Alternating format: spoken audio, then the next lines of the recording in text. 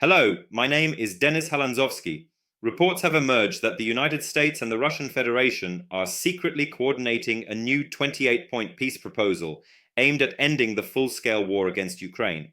According to insiders, this document was drafted through a series of meetings between Steve Witkoff, the US Special Envoy responsible for communication with Moscow, and Kirill Dmitriev, Russia's representative. The most contentious detail is that Ukraine, the country fighting for its survival, was not present at the negotiating table during the drafting of this so-called roadmap.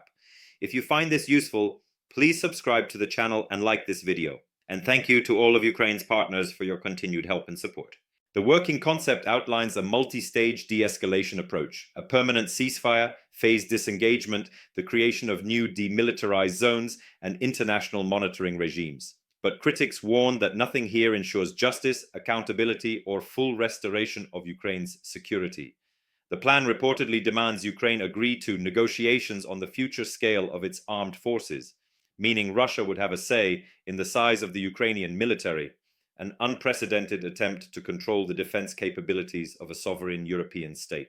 Even more concerning is the ambiguous category of territorial recognition, which would legally freeze parts of Ukraine under foreign control, unless Ukraine concedes ground through diplomacy. The United States frames the document as a realistic peace platform designed to stop the bloodshed, stabilize the global security landscape, and reopen trade channels. Russia, meanwhile, presents it as a pragmatic settlement that could ensure long-term balance of interests.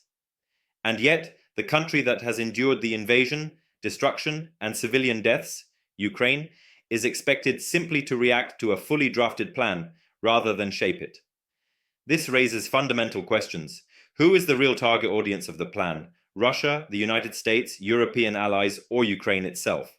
And can any agreement reached without the victim of aggression ever be considered legitimate?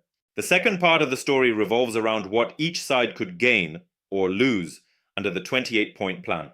For Russia, the document offers a path to freeze the conflict without admitting defeat, preserving at least part of its territorial occupation while buying time to rebuild the military and replenish manpower. For the United States, the plan provides an opportunity to shift global attention toward deterrence in the Indo-Pacific, slow the economic and military costs of supporting Ukraine, and score a geopolitical victory by reducing instability in Europe ahead of a new world order competition with China. Meanwhile, Ukraine is expected to receive security guarantees through Western commitments, although guarantees without ironclad mechanisms risk becoming little more than symbolic declarations. Analysts note that without NATO membership, the plan would leave Ukraine in a gray zone, too strong to be conquered, yet too restricted to defend itself decisively. That kind of settlement may temporarily silence the guns, but it would not prevent Russia from rearming and preparing for the next offensive. European capitals are watching the situation with visible concern. Poland, Lithuania, Latvia, Estonia, and the Nordic states insist Ukraine must determine the terms of peace, not receive them as pressure from bigger powers. Germany and France have not expressed clear positions, but signal that any deal must include restoration of Ukraine's territorial integrity and accountability for war crimes. Ukrainian society is already reacting sharply. The public rejects the idea that the country's future and borders can be negotiated behind its back. This leads to the key dilemma. Is the plan designed to bring peace, or to force Ukraine to accept a pause in war that benefits Russia more than anyone else?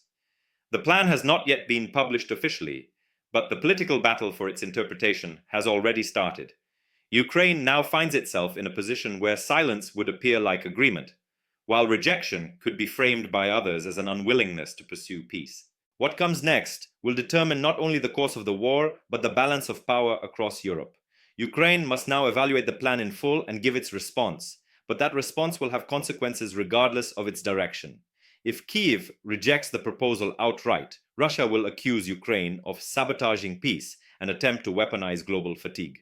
If Kyiv agrees even partially, Moscow will present it as validation of its invasion and try to expand demands.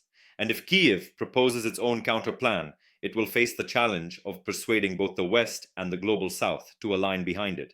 Western governments will now be pressured to clarify their positions. Will the United States push for the plan, even if Ukraine objects? Will Europe stand united behind Kyiv, or become divided between peace now and justice first camps? And how will neutral states, Turkey, India, Brazil, Saudi Arabia, react to a deal drafted without the full participation of the country under attack?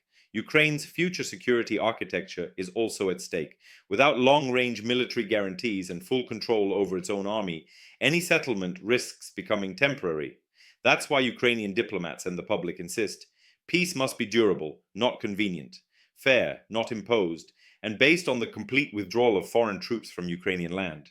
Bottom line, the so-called peace plan is not yet peace. It is a geopolitical trial balloon. It tests how much pressure Ukraine is willing to withstand and how united its partners remain. Whatever happens next will shape Europe's future for decades. Please subscribe and like for clear, verified updates. And thank you again to all of Ukraine's partners for their continued help and support.